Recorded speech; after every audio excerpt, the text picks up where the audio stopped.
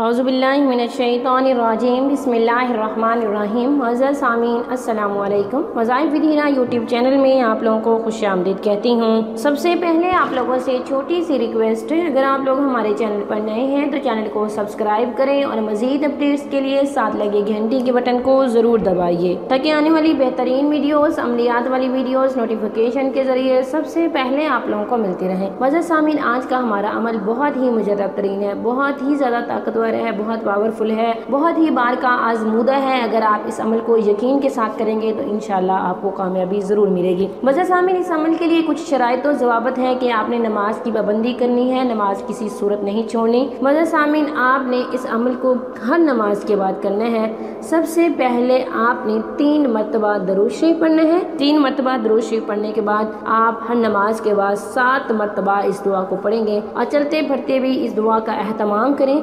दुआ कौन सी पढ़नी है? आपने हर नमाज के बाद 7 मरतबा रब्बी इन्नी लिमा अनज़लता इलैया मिन खैरिन फ़कीर, रब्बी इन्नी लिमा अनज़लता इलैया मिन खैरिन फ़कीर, और आखिर में भी आपने 3 मरतबा दुरूद शरीफ पढ़ना है। और आप इस अमल को 41 दिन रखेंगे।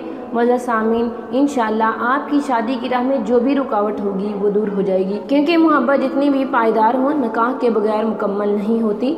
अगर आप इस अमल को यकीन के साथ करेंगे, परवरदिगार आप लोगों का ज़रूर साथ देंगे। मज़र सामीन, इस अमल के लिए कुछ शराइत और ज़वाबत हैं कि आपने नमाज की पाबंदी करनी है, नमाज किसी सूरत नहीं छोड़नी, और इसके अलावा आपने सुबह कुरान मजीद की तिलावत भी डेली करनी है। किसी के बारे में कोई बुरा ख्याल या तसव्वुर नहीं करना। मज़र सामीन, जब आप अमल कर रहे हो तो आपने उसका तसव्वुर करके इस अमल को करना है। इंशाअल्लाह आपको ज़रूर फ़ायदा होगा। ये था आज का हमारा अमल, हमारा आज का वजीफ़ा। अगर आज का अमल पसंद आए, वीडियो को लाइक करें, शेयर करें और चैनल को ज़रूर सब्सक्राइब करें। Thanks for watching. वाखिर दावाना अल्हम्दुलिल्लाहि रब्बिल आलमीन।